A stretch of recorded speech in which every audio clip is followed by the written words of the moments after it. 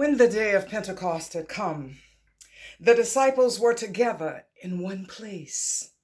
Suddenly, a sound like that of a rushing, violent wind came from heaven and filled the whole house where they were sitting. They saw what looked like tongues of fire that separated and came to rest on each of them. All of them were filled with the Holy Spirit and began to speak in other languages as the Spirit gave them ability. Now at this time, there were God-fearing Jews from every nation under heaven living in Jerusalem. When they heard such a loud sound, a large crowd came together, and they were bewildered because each of them heard them speaking in their own native language.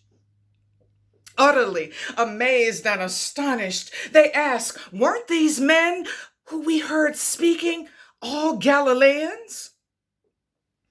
How is it then that each of us heard them speaking in our own native language?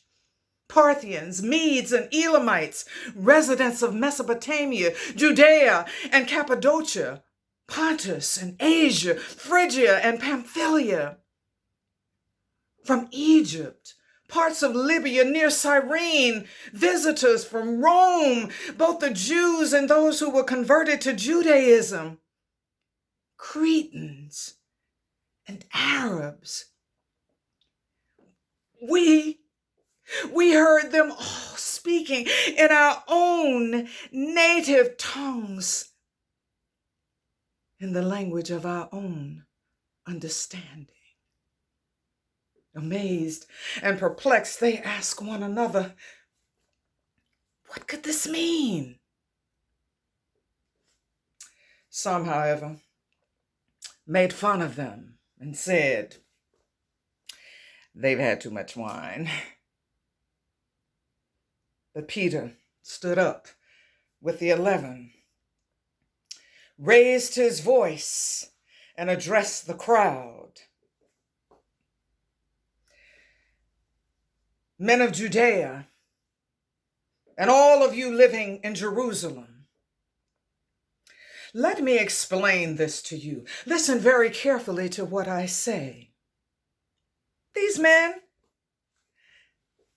are not drunk as you suppose. It's 9 o'clock in the morning. No. This is what was spoken of by the prophet Joel. In the last days, God said, "I will pour out my spirit on all people. Your men and your women will prophesy. Your young men will have visions. Your old men will dream dreams. Even on my servants, both men and women, I will pour out my spirit in those days, and they will prophesy. I will show you signs in the heavens above and wonders in the earth below. Fire, blood, billows of smoke. The sun will be turned to darkness and the moon to blood before the coming of that great and glorious day of the Lord. Then everyone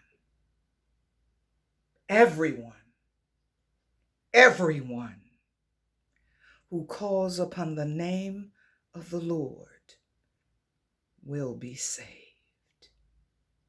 Everyone. This is the word of the Lord. Thanks be to God.